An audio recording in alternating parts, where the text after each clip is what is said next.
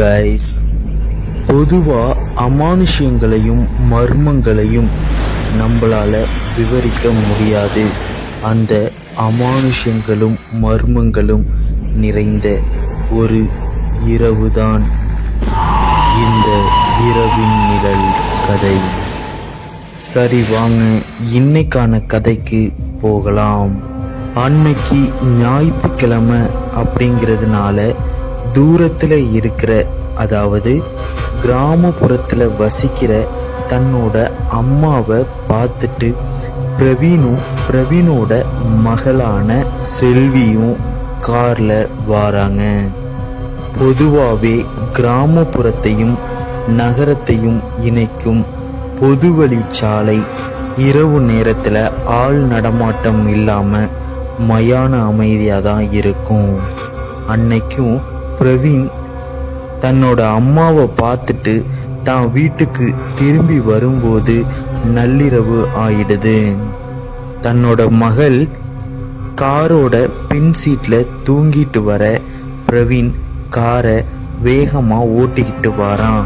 பிரவீன் காரை வேகமாக ஓட்டிக்கிட்டு வரும்போது எதுக்க ஒரு உருவம் நிற்கிது.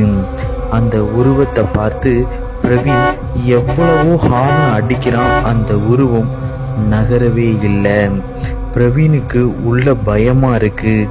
இருந்தாலும் இது ஆவியா இருந்தா கார் ஏறினா ஒன்றும் ஆகாது, நம்ம இங்கே நிப்பாட்டக்கூடாது அப்படின்னு காரை ஃபுல் ரைஸில் அடிக்கிறான். கார் வேகமாக போகுது. அந்த உருவத்து மேலே மோதுது. மோதின வேகத்துக்கு கார் தூக்கி போடுது. பொதுவாக ஸ்பீடு பிரேக்கரில் ஏறி இறங்கும் போது கார் எப்படி ஏறி இறங்குமோ அதே போல ஏறி இறங்குது. இதை கவனிச்ச பிரவீன், ஆவியா இருந்தா இப்படி நடக்காதே, இது நம்ம உண்மையா ஏதோ ஒரு பொண்ணு மேல ஏத்திட்டோம் போல காரை அப்படின்னு பதட்டத்துல காரை நிப்பாட்டுறான். காரை விட்டு இறங்கி போய் பார்க்குறான். அந்த பெண்ணுக்கு உயிர் இருக்கிற மாதிரி தெரியுது. பிரவீனுக்கு உள்ள ஒரே பதட்டமாக இருக்கு. எங்கே காலையில் போலீஸ் கேஸ் ஆகிடுமோ அப்படின்னு இவன் பயப்படுறான். சரி, இந்த பெண்ணை அக்கம் பக்கத்தில் உள்ள வீட்டில் உள்ளவங்க உதவியோட எங்கேயாவது கொண்டு போய் சேர்க்கலாம் அப்படின்னு பக்கத்தில் எதுவும் வீடு இருக்கா அப்படின்னு பார்க்குறான்.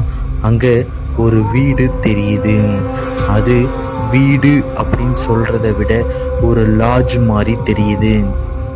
பிரவீன் அந்த வீட்டு கதவை ஓபன் பண்ணலாம் அப்படின்னு அந்த கதவு கிட்ட போகும்போது திடீர்னு ஒரு கை அந்த கதவோட ஓட்ட வழியால வந்து, எனக்கு ஹெல்ப் பண்ணுங்க ப்ளீஸ், எனக்கு ஹெல்ப் பண்ணுங்க ப்ளீஸ் அப்படின்னு கத்துது. இதை பார்த்தோன்னா பிரவீனுக்கு தூக்கி வாரி போட்டுருது. செத்த நேரத்துல அந்த கை வெடுக்குன்னு உள்ள இழுத்து யாரோ தூக்கிட்டு ஓடுற மாதிரி தெரியுது. இவனுக்கு பயமா இருந்தாலும் தைரியத்தை வரவழைச்சிட்டு அந்த கதவை ஓபன் பண்ணி உள்ள போய் பார்க்கறான். அது மிகப்பெரிய ஒரு ஹை கிளாஸ் லாட்ஜ் ஒன்று இருக்கு. இவன் உள்ள போய்கிட்டே இருக்கிறான். ரூம்களோட எண்ணிக்கை நிறையா இருக்கு. இவன் போக போக போக அது முடிவே இல்லாதது போல ஒரு நீண்ட வரிசையா போய்கிட்டே இருக்கு. இவனுக்கு பயமா இருக்கு. அங்க யாரும் இருக்கிற மாதிரியே தெரியல. சரி, நம்ம திரும்பி போயிடுவோம் அப்படின்னு திரும்பி பார்க்குறான். அவனுக்கு எதுக்கு ஒரு மிகப்பெரிய கிளாஸ் ஒன்று இருக்கு. அவன் அந்த கிளாஸை தடவி பார்க்குறான். என்னது, நம்ம வரத்துக்கு முன்னாடி இங்கே கிளாஸ் இல்லை, திடீர்னு கிளாஸ் இருக்கு அப்படின்னு அவன் யோசிக்கிறான். இவனுக்கு உள்ளுக்குள்ள ஒரே பயமா இருக்கு. முகம் எல்லாம் வேர்த்து போகுது. அப்ப அங்க இருந்த பக்கத்துல உள்ள ரூமோட டோர் ஆட்டோமேட்டிக்கா ஓபன் ஆகுது. அங்கிருந்து ஒரு உருவம் பிரவீனை வாட்ச் பண்ற மாதிரி தெரியுது. இவன் யாரோ ஒருத்தவங்க இருக்கிற மாதிரி தெரியுது அப்படின்ட்டு அந்த ரூம் பக்கமா போறான். டக்குன்னு அந்த உருவம் காணா போயிடுது. ஹலோ, யாரும் இருக்கீங்களா? எனக்கு கொஞ்சம் ஹெல்ப் தேவைப்படுது. ஹலோ அப்படின்னு பார்க்குறான். அங்கே பார்த்தா ஒரு ஆண் அடிப்பட்ட நிலைமையில ரத்தம் சிந்தி இருக்க அவர் திடீர்னு பிரவீனை துரத்த ஆரம்பிக்க பிரவீன் பயந்து அந்த ரூமை விட்டு வெளியில ஓடி வந்துடுறான். அப்ப ஒரு இடத்துல நிக்கிறான். அப்ப அவன் பின் சட்டைய, அதாவது சட்டையோட அடிப்பகுதியை யாரோ இழுக்கிறாங்க. பிரவீன் மெதுவா திரும்பி பார்க்கறான். அங்க ஒரு சின்ன குழந்தை நிக்குது. அவன் பிரவீனை பார்த்து, அங்கிள் நீங்க மாட்டிக்கிட்டீங்க, இனிமேல் இங்கிருந்து போகவே முடியாது அப்படின்னு சொல்லிட்டு ஓடுறான். பிரவீனுக்கு அந்த இடத்துலயே கை காலெல்லாம் உதறுது. இதயமும் வேகமா துடிக்க ஆரம்பிக்குது. ஆஹா, நம்ம ஏதோ ஒரு வில்லங்கமான இடத்துல மாட்டிக்கிட்டோம் போல, இங்க இருந்து எப்படியாவது தப்பிக்கணும் அப்படின்னு பிரவீன் தான் மனசுக்குள்ள நினைக்கிறான்.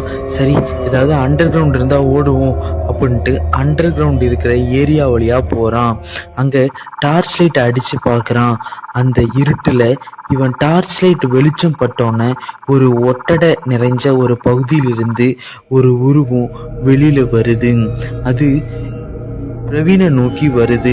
ஆனா பிரவீன் அதை கவனிக்கவே இல்லை. வலி எங்கேயும் இருக்குமா அப்படின்னு பார்த்துக்கிட்டே நிக்கிறான். அங்க வலி இருக்கிற மாதிரி பிரவீனுக்கு தெரியவே இல்லை. சரின்னு இவன் அந்த இடத்துல இறங்காம மேலேயே நிக்கிறான்.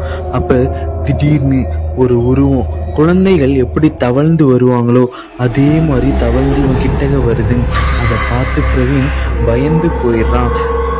சரி, இங்க நம்ம இருக்கக்கூடாது, நின்னா தானே எதா இருந்தாலும் நம்மளை அடிக்கும், நம்ம ஓடிக்கிட்டே இருப்போம் அப்படின்னு ஓடிக்கிட்டே இருக்கும்போது டக்குன்னு பார்த்தா இவன் கார் ஏறி இறங்கின அந்த பெண் பாதையில வந்து கிடக்கா.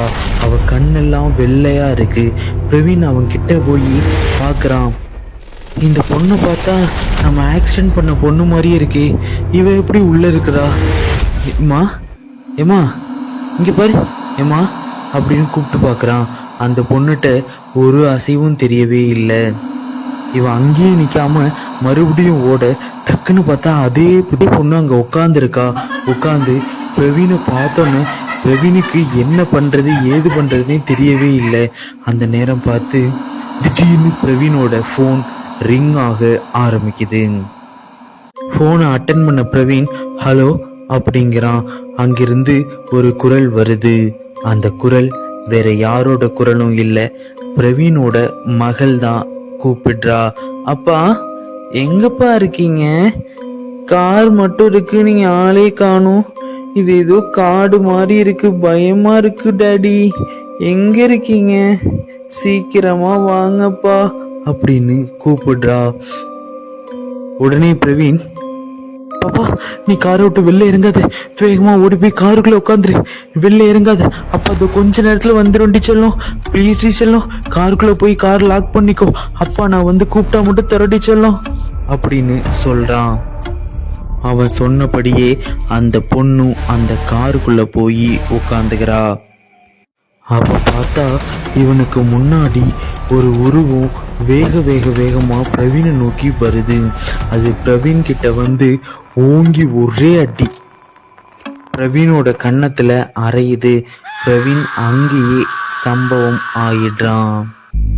அப்படியே பிரவீனோட பொண்ணுக்கு என்ன ஆனது அப்படின்னு பார்த்தா, அந்த காட்டுக்கு மத்தியில ஒரு கால்வாய் இருக்கு.